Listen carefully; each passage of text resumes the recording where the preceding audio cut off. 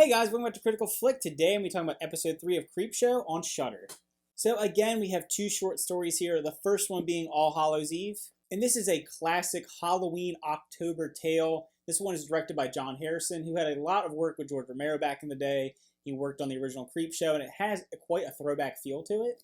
So in this story, we are seeing a group of teenagers that are terrorizing a town, and you're trying to figure out what's happening, and you slowly realize that this is almost a coming-of-age meets revenge story where these characters were killed back in the past and they're taking revenge on the people that killed them when they were children. I really like the costumes involved. It's your traditional Halloween stuff, and I like how you're unfurling. You don't really know what's going on, why these children are going around and harassing these people, what they want from them, and then when it all comes to a head and it takes that sinister turn, I like that. And I even like the flashback moments where you realize what's happened.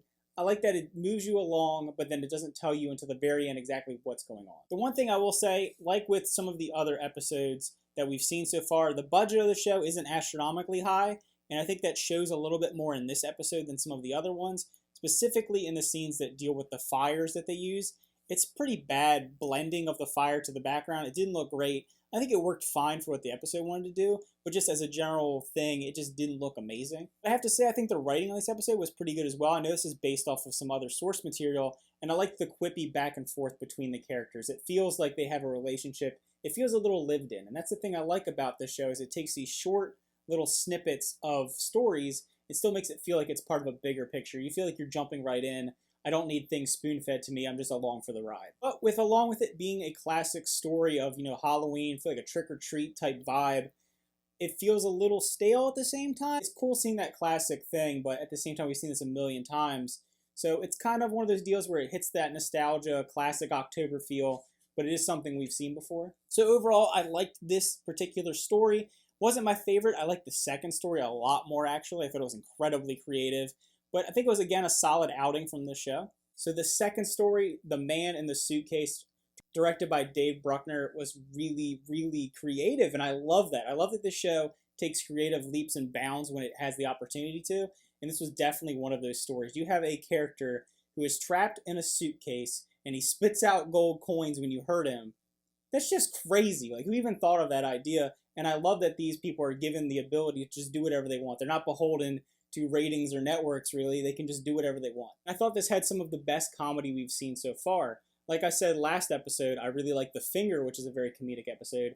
This is also a very comedic episode. And I thought that the writing on that aspect of it was really well done. So the acting by the main character, Justin, who's played by Will Kindertruck, I'm sure I pronounced that wrong. I keep saying it wrong. But I thought he did a really good job as well. He has really good comedic timing. I know he is from Preacher. I haven't really seen him in anything else. I feel like he brings a good comedic element to this back and forth of a horror show trying to balance with that more lighthearted tone. And that's something that I said about the last episode with The Finger. I love when horror and comedy is mixed together. It creates such a nice blend when you pull it off well. It's not jarring or ridiculous. You can take really traumatic, horrible events and underscore them with some really good comedy, and they do that here. You have these people just beating and basically torturing somebody, and then it still comes off really funny the way that they pull it off.